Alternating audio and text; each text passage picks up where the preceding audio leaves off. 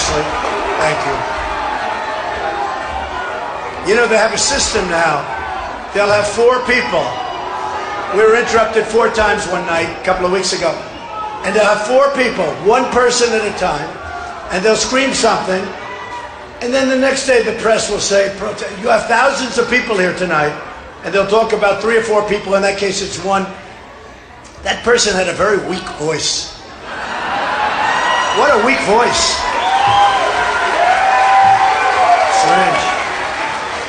Strange. It's too bad. You know, the funny thing is, I look at Democrats and liberals and conservatives, Republicans. Wouldn't it be good for all of us if we could get together and really make our country great again? Isn't that what we want to do?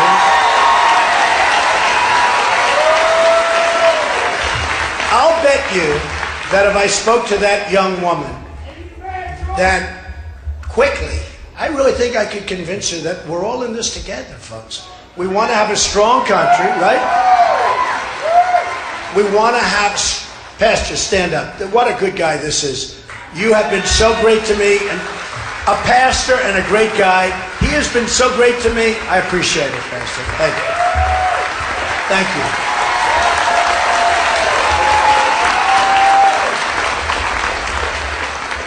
But you know, if you think about it, and you'll have some that can never be satisfied no matter what, they're just troublemakers, etc., etc., but most people aren't. And they believe something, and I have some very smart friends don't agree with me, they agree with the other side. But I really believe that if you're talking about making America great, we have to be strong, we have to be vigilant, and if we're not vigilant...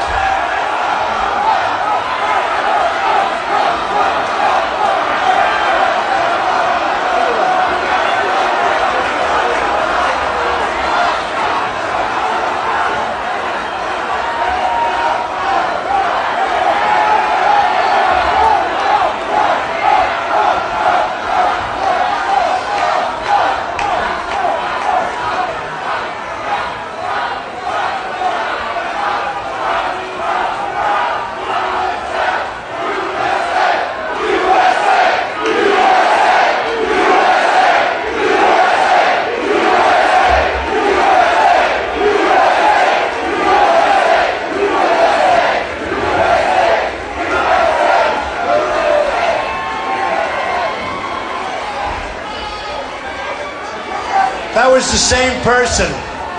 I got to tell you, so far the security is not doing a great job in here, I'll tell you that. That was the same person. You can do very nice, but why don't you get her out? Because honestly, it's inappropriate. So security, strengthen yourself up.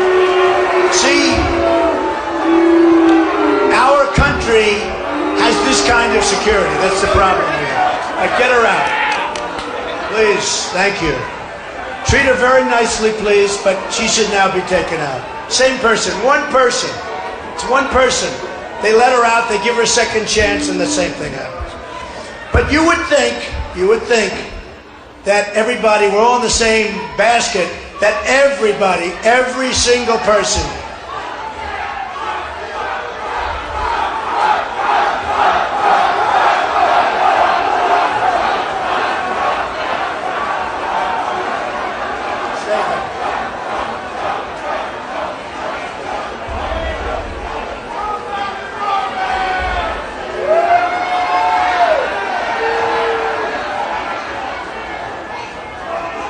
that's all right. I have a lot of time. Does everybody have a lot of time tonight? I don't want the person to be hurt, but I will tell you security is very weak. I can't believe these security people. One person, and we've wasted 5 minutes. All right, get him out. Thank you.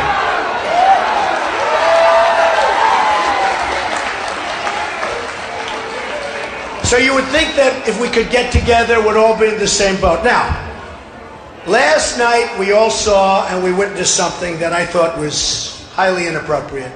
In fact, I tweeted, "Is that all there is about the president's speech?"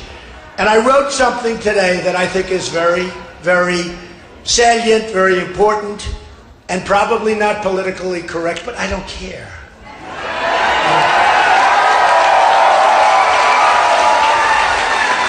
You know,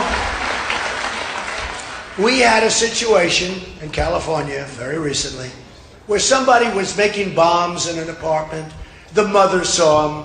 The mother didn't notice anything wrong. I watched the sister being interviewed. Believe me, in my opinion, she was lying like crazy. I watched that interview. Oh, my brother was such a wonderful guy. I didn't know. And I watched the next door neighbor saying, oh, well, we didn't report them because we didn't want to racially profile or we didn't want to profile. Give me a break. Give me a break. We're like the stupid country. It's so many different ways. Can you imagine what our great leaders of the past would have said with the kind of crap that's happening with us?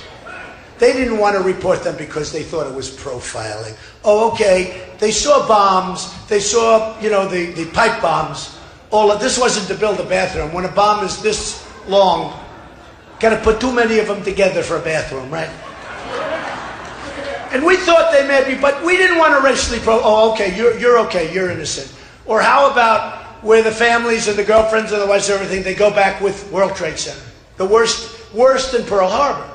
Because with the World Trade Center, they were killing innocent civilians. At least while it was a dirty, rotten, sneak attack. At least they were attacked. Wow, that was a hell of... Thank goodness he's on my side. But while it was an attack, at least it was military.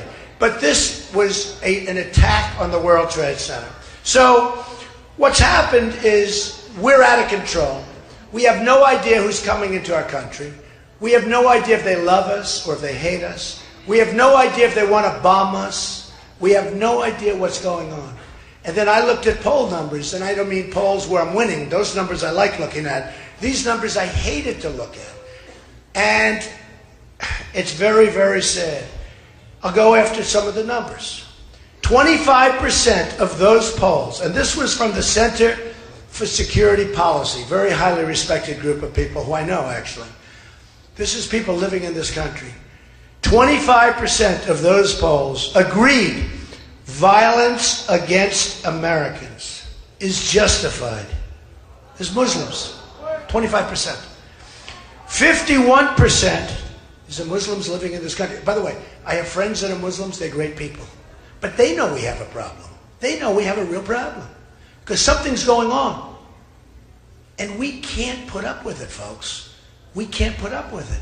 51%, highly respected number of polling groups, want to be governed according to Sharia.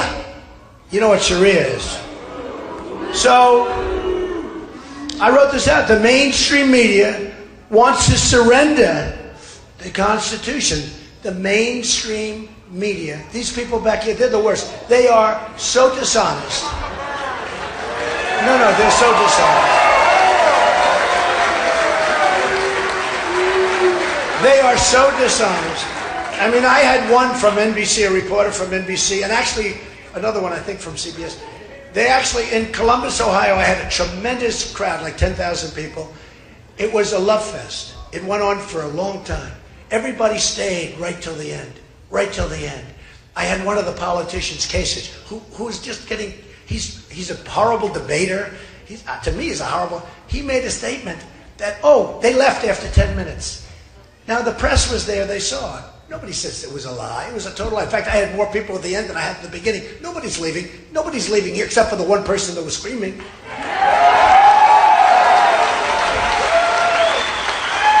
So we asked the press to report that it was a total lie, and they don't want to do that because it's not the thing to do. You know, we get the biggest crowds. They don't want to show this crowd tonight. They're not going to show all the people outside trying to get in. They don't do that. They have the cameras right on my face. I say, fan the crowd, just to show them. Look at all the people over here. It's a record in the history of the ship. But they don't show it. They don't show it. No. And I say, fan it. I say, fan it, and they never, ever fan it. I say, fan the crowd. They never fan it. And yet, I guarantee you, that young woman that just got taken out after interrupting us 3 times, I guarantee the cameras will be on her. I guarantee. It's disgusting. It's disgusting. So we talk about the media, and by the way, some of the media is terrific. but most of it, 70%, 75%, is absolute dishonest, absolute scum. Remember that. Scum. Scum. They're totally dishonest people. I had one the other day where I finished the speech and they said, oh, Trump was interrupted and he left early. Like, I spoke like for 45, 50 minutes. I then answered questions, and then I went around to, everybody knew it was false. Amazingly, there's a media group that calls the media. And the next day they did the most beautiful story about what a lie it was from NBC. She's back there, little Katie. She's back there. What a lie it was. No, what a lie. Katie Turner. What a lie it was from NBC to have written that was a total lie. And they did a story where I didn't know they had a group like this, where they actually criticized the media. And they said it was a total lie. And I loved it. I loved it. And then other people pick it up. It's NBC, so somebody picks it up. Third-rate reporter. Remember that, third-rate. Third-rate.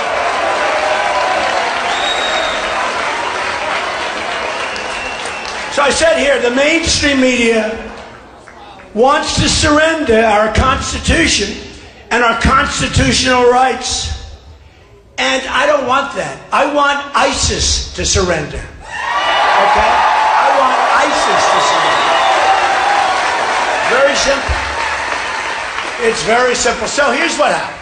It's been a little bit of a controversial. It's been a great day because the poll numbers are through the roof. I like that. But I have more, I wish we could call. Is there any way we can call the election tomorrow? Wouldn't we love that? Because who knows? Now they're coming at us in full force. They're not coming at me. They're coming at all of us. They're coming at all of us. Because, we have a noisy majority. They used to call it the quiet majority. People are fed up. They're fed up with incompetence. They're fed up with stupid leaders. They're fed up with stupid people. They are fed up with stupid people. Where our president makes a deal for Sergeant Bergdahl, a dirty, rotten, no-good traitor. Who, think of it, they knew he was a traitor because a general and a colonel went to see his group. 6 people were killed looking for him, okay? 6 people were killed, young, unbelievable. I watched the parents on television. I've seen the parents, but I watched the parents on television. Devastated, we'll never be the same. They left to try and bring him back. He left. He deserted. In the old days when we were a strong country, it would be boom, gone. It was called desertion. Now, the other day I heard they won't even do anything to him. Can you believe it? They think he's going to get away with nothing. He's going to have nothing. So he left. Oh, they treated him pretty rough, though. He got in there. He said, I shouldn't have done this. This isn't working out the way I thought. Anyway, so we get him back, and here's the deal we make. We get a dirty, no-good traitor. 6 people killed, trying to find. They get 5 of their greatest killers that they've been after, think of it, for 6 years. In fact, I hear 9 years. So they get these, that right now have gone, they're out on the battlefield, trying to kill everybody in front of them, including you folks, I hate to tell you. So we get Bergdahl, and they get 5 of the killers that they've wanted for many years. That's the way we do it. The Iran deal. We gave them $150 billion. It's called amateur night. We gave them $150 billion. 24 days. 24 days. We think there's something wrong. 24 days we have to wait. But it's much longer than that because there's a whole process before the clock starts ticking. So it could be forever. But the best is where they have the right to self-inspect. You doing nuclear weapons over there? Oh, we'll inspect tomorrow. Oh, no, we're not doing nuclear weapons. The Persians are great negotiators. Always have been. And somebody would say that's profiling. Trust me, they're great negotiators. And Kerry is a horrible negotiator, and Obama is a horrible negotiator. Horrible. It's a horrible negotiator. These people are horrible. I always thought Obama would be a unifier. I never thought of him as being like a divider, because I said, you know what? I don't think he's going to be a good president. I backed McCain, he lost, by the way. And, you know, I don't blame McCain for losing because a lot of bad things were happening. That was a tough one. But I backed McCain, he lost. I backed Romney, he should have won, but he sort of went away on vacation or something the last month and he lost. And I said, this time I'm going to do it myself. We're not going to lose. We're not going to lose. And the recent Fox poll that just came out has me beating Hillary very easily one-on-one. I love that. That's so important. So, we put out a statement today. We watched this, and it's impossible to watch this gross incompetence that I watched last night. And we put out a statement a little while ago, and these people are going crazy. They won't report it properly. Shall I read you the statement?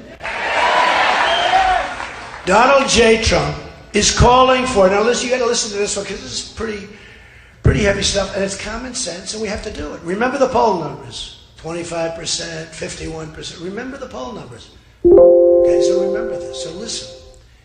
Donald J. Trump is calling for a total and complete shutdown of Muslims entering the United States until our country's representatives can figure out what the hell is going on.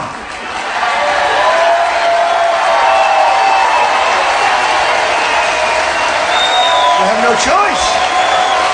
We have no choice.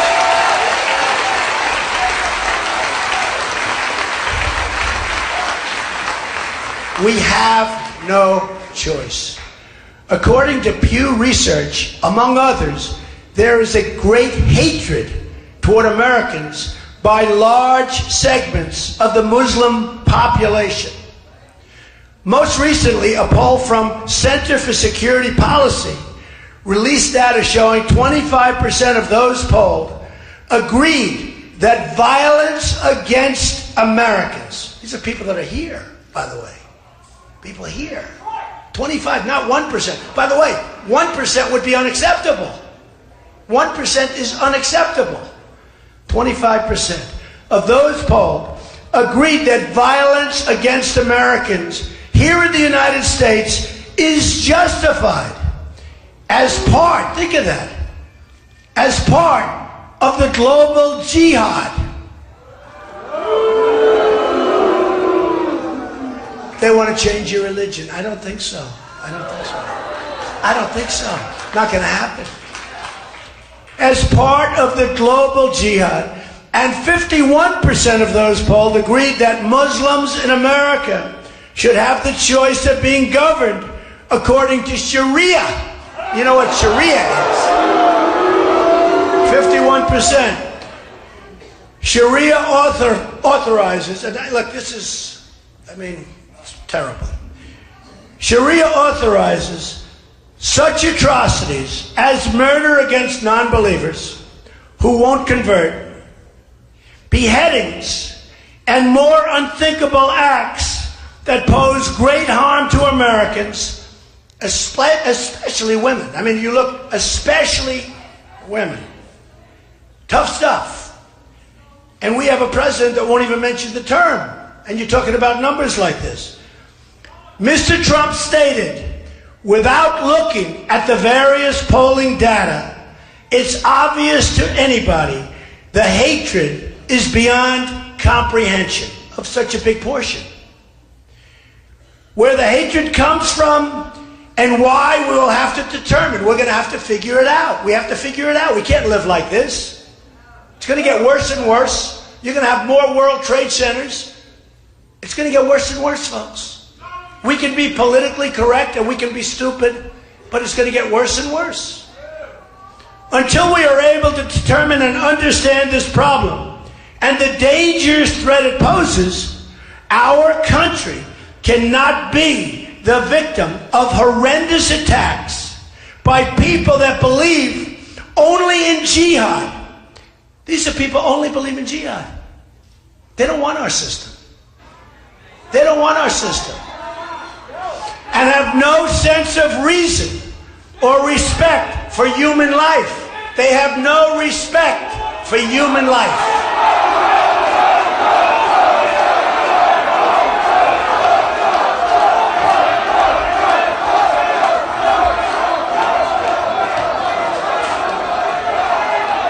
It's all right. He sounds like he's very exhausted.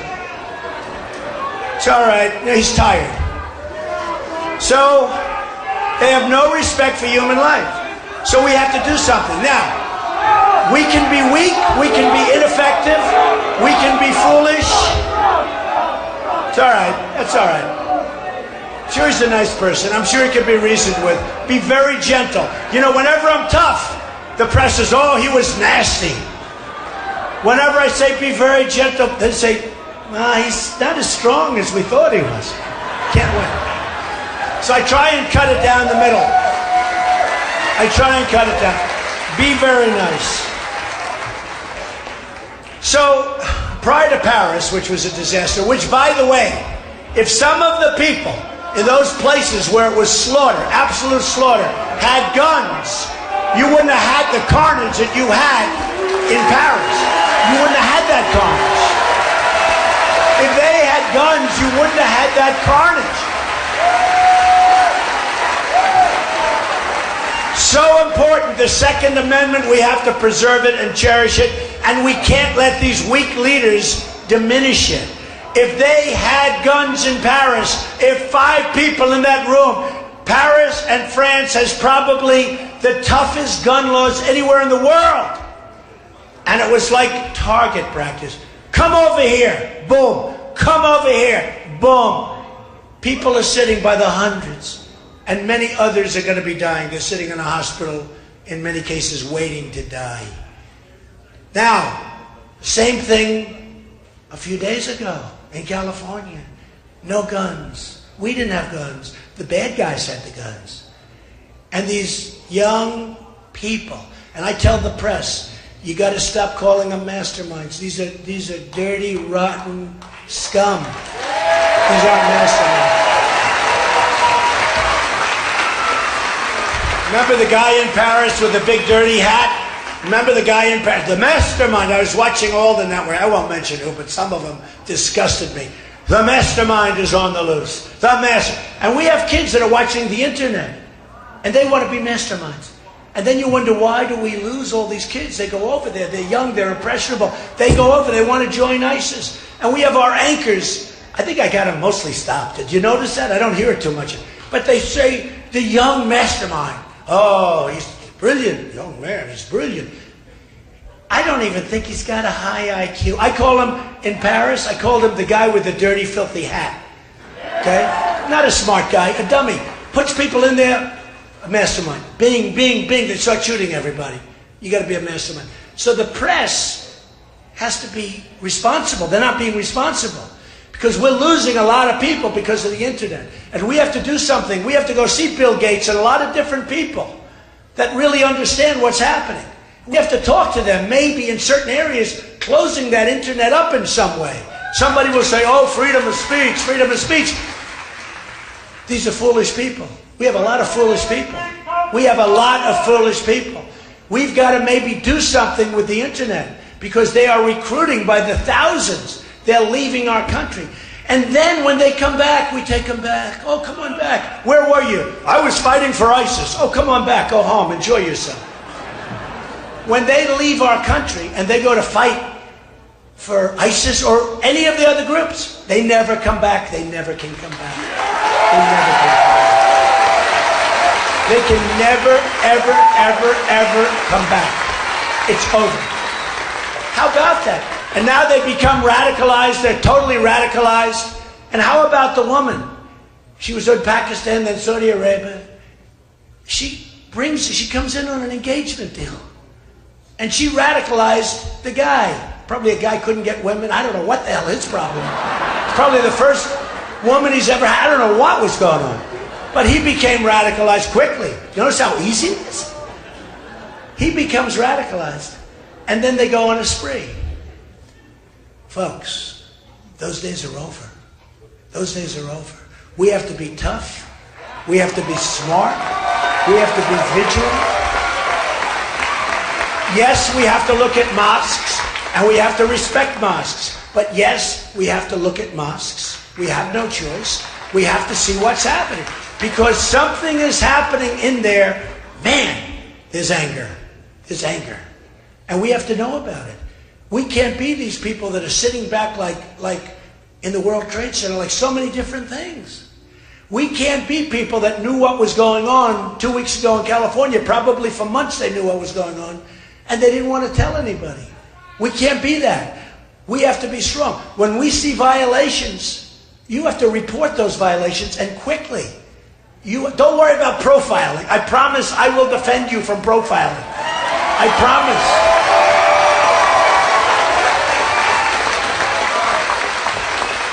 So when I started this whole quest, who knew it was going to turn into this? It's been an amazing thing. No matter where I go, I have tremendous crowds, packed. We went to Dallas, 20,000 people in Dallas, 25,000 people. I mean, it's up Mobile, Alabama, 35,000 people. Here, every time I come to South Carolina, every time I go to North Carolina, every time I go to Iowa, New Hampshire, Virginia, wherever I go, Florida. No, we have crowds that are maxed. I mean, the only problem we have is the size of the room. Thousands of people outside trying to get in. Usually I do a double. I go talk to them for a while, which I wouldn't say exactly love doing after the first one. But there's an unbelievable love in these rooms. All the same.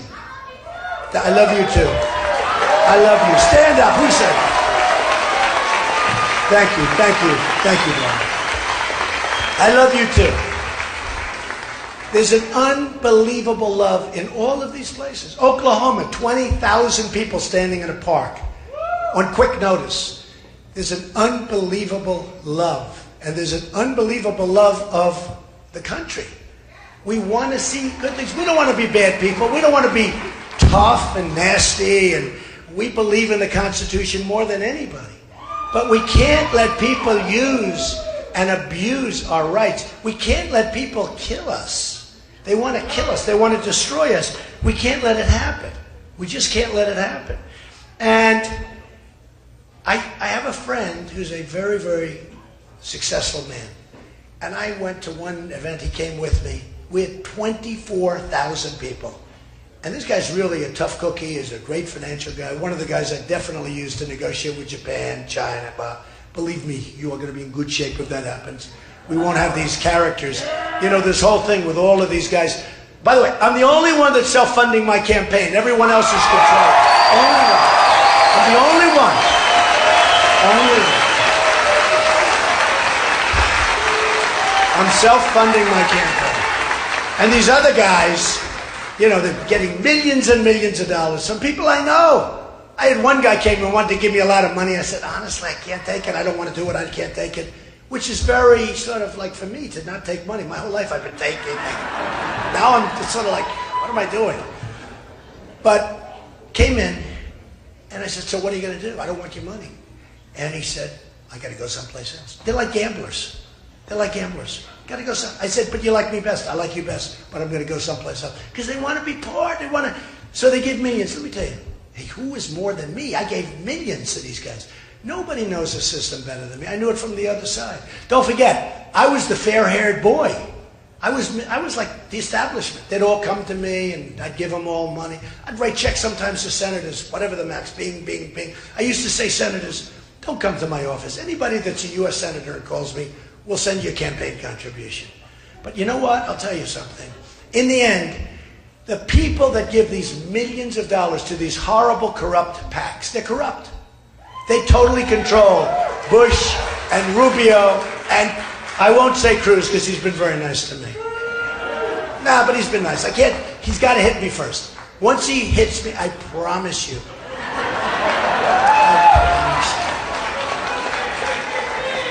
No, I've been nice to Christie, but he really hit me today. Chris Christie. I mean, I don't know. He's a friend of mine. But he's not doing well in the polls, and he really, really hit me today. He hated this. And yet, he said anybody could come. You got to look at some of his statements from the past. But he really hit me on the whole thing with we have to stop the Muslims until we find out what's going on. Does that make sense, by the way? Until we find out. And he talked about that's an experience, in other words, he has experience, right?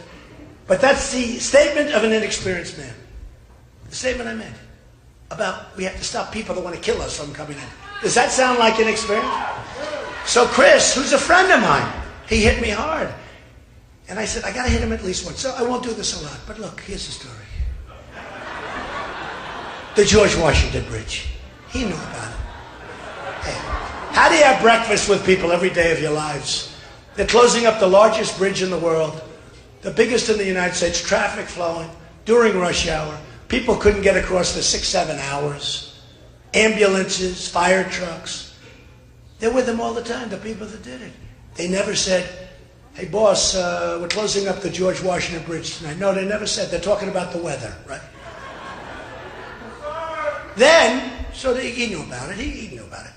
He totally knew about it. He's got a very friendly group of people over there that they don't think so, but I don't know. Look, it's called life. You got to be smart in life.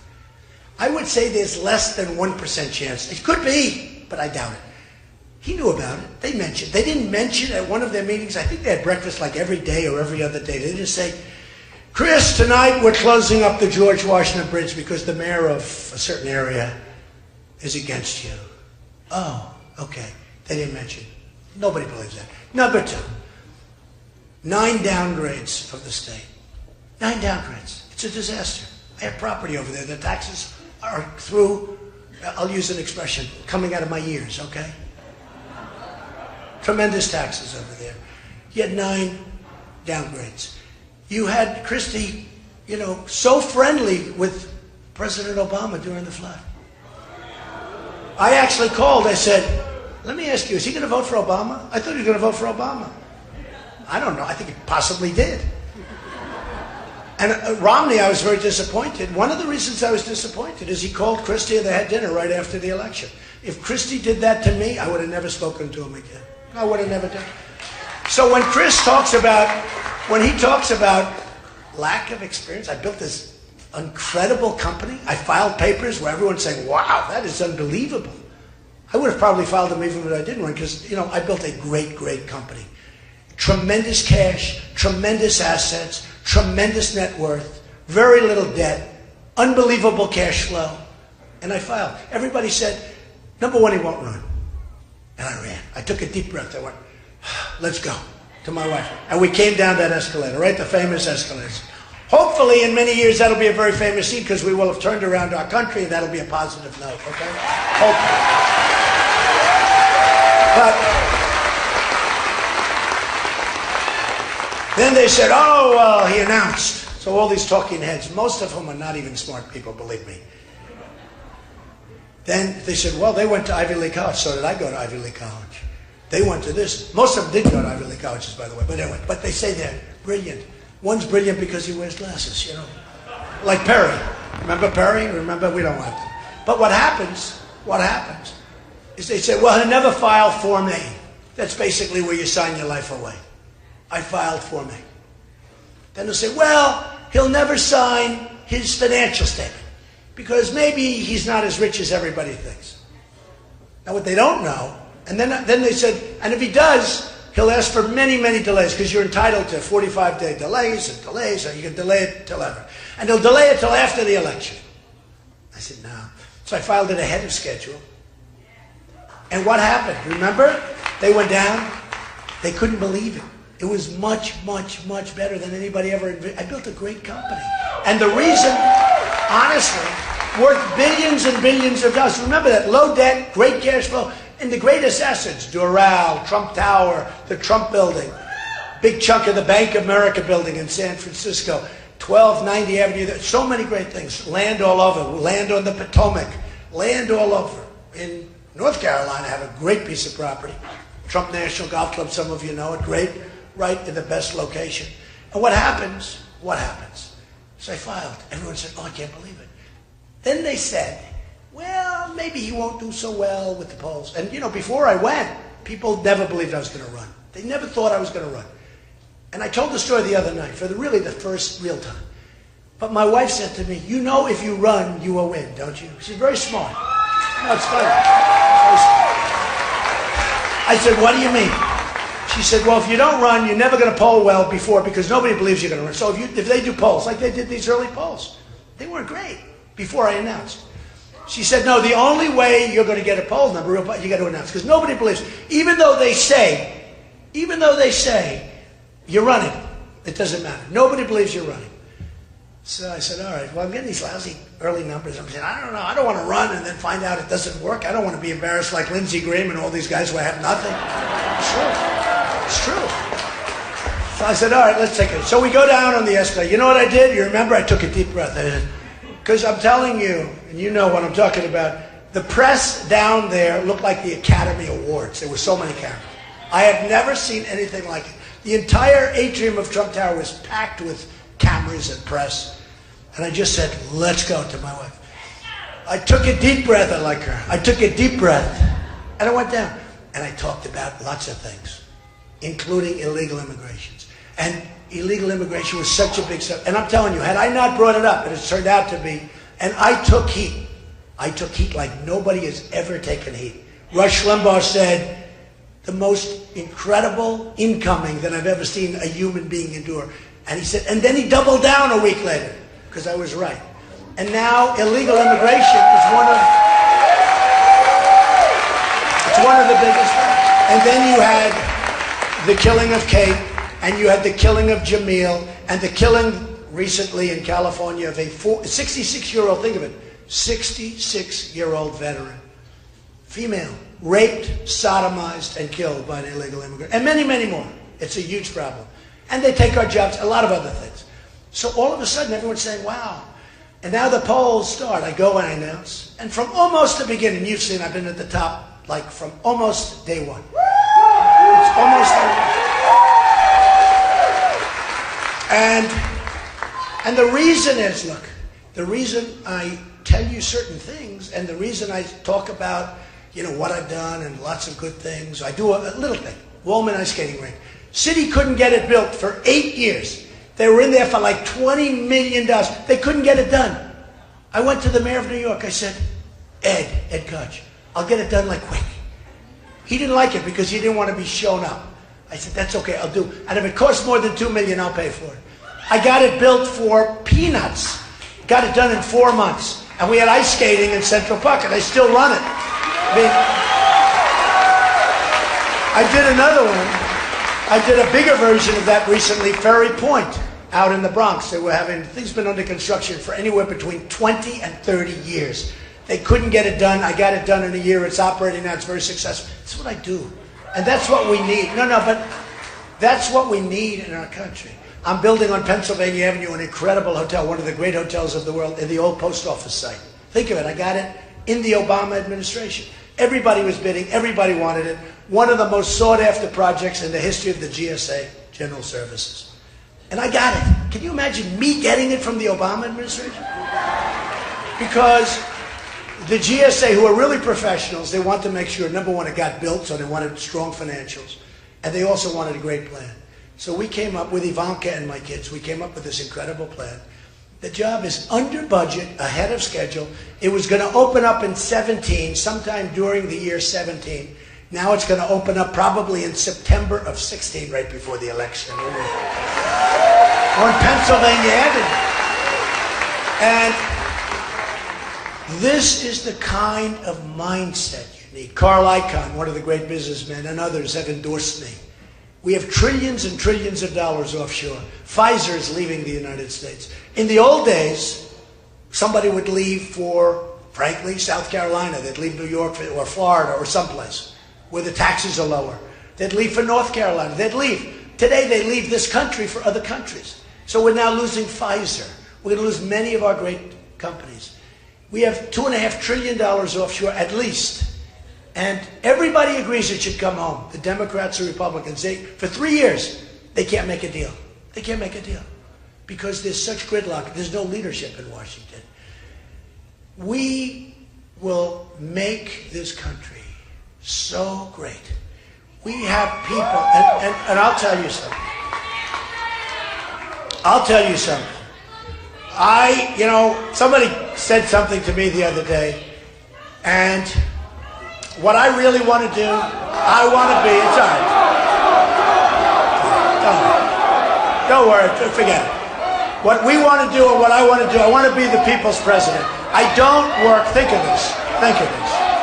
I don't work for any of the lobbyists. I don't work for any of these people. that are leading our country in the wrong direction. We don't. Thank you.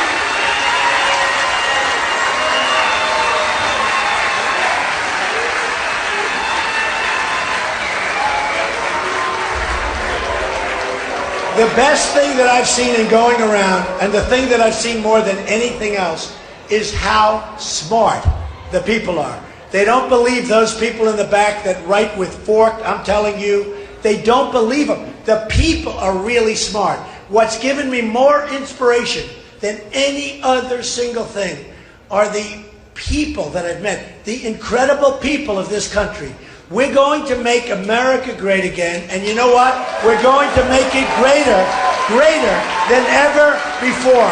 And I love you all, and thank you very much. Thank you very much, South Carolina. Great. Thank you. We love you. Thank you.